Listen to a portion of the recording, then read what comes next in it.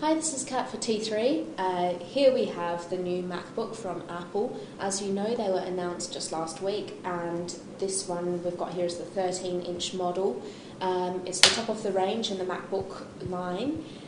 So it's got the new processors, it's got the new graphics card, it's got a new aluminium unibody, as Apple likes to describe it. Basically that means that this whole piece here of aluminium is cut out from just one piece. It's quite incredible really that they've managed to do that. For example, with the old plastic casings of the previous MacBooks, they quite often used to crack down here with your wrists sort of leaning on them, so there's going to be no chance of that with the new aluminium model.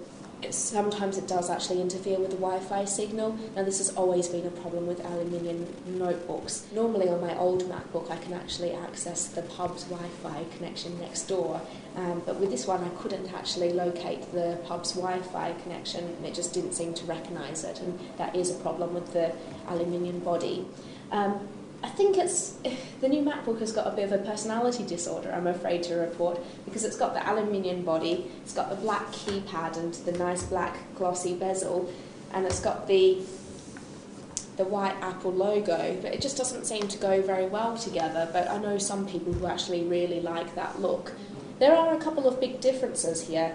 I'll talk about the screen first. They've upgraded the screen from a TFT screen to an LED backlit.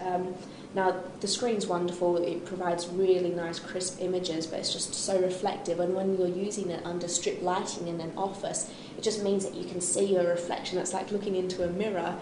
Some people might like that, but personally it's just a bit too disorientating for me when you're browsing the internet.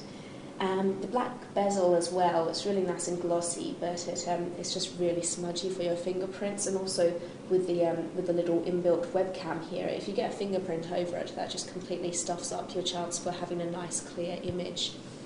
Internally, the graphics card, it's amazing.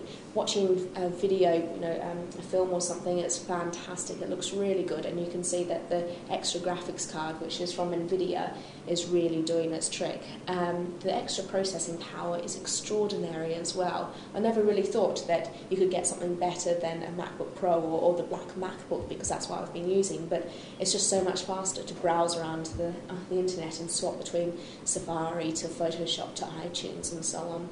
Speaking of swapping around with various programs, I think my favourite thing with the new MacBook is actually the new 4-finger. That's something that you'll have to acquaint yourself with, using 4 fingers on the trackpad. As you can see, the trackpad is all one piece, so there's actually no buttons. It takes a bit of time to get used to that. But with the 4 fingers, you use 4-finger claw, and it enables the expose function. So it's just really good for flipping between the various programs, and also if you slide up, everything vanishes off the desktop. So that's a really nifty feature, and it's something that becomes really addictive after a while. Likewise, if you use your 4-fingered claw and go from left to right, it actually brings up the swapping programs function, so you can quickly swap between iTunes and Safari and iCalendar, so on. So in the end, I'm really happy with the new MacBook. I think that there are definitely some really good advances here, and the fact that it does feel so much more premium when you're using it. However, I'm really looking forward to the next MacBook, so that will probably be in about a year or two. I just think that a couple of the things here still need fixing, and particularly the screen I want to see. Maybe, I don't know, the LED screen is nice, but it's just a bit too reflective for my liking. So all in all, I'd give it about 4 out of 5 stars, 2 thumbs up.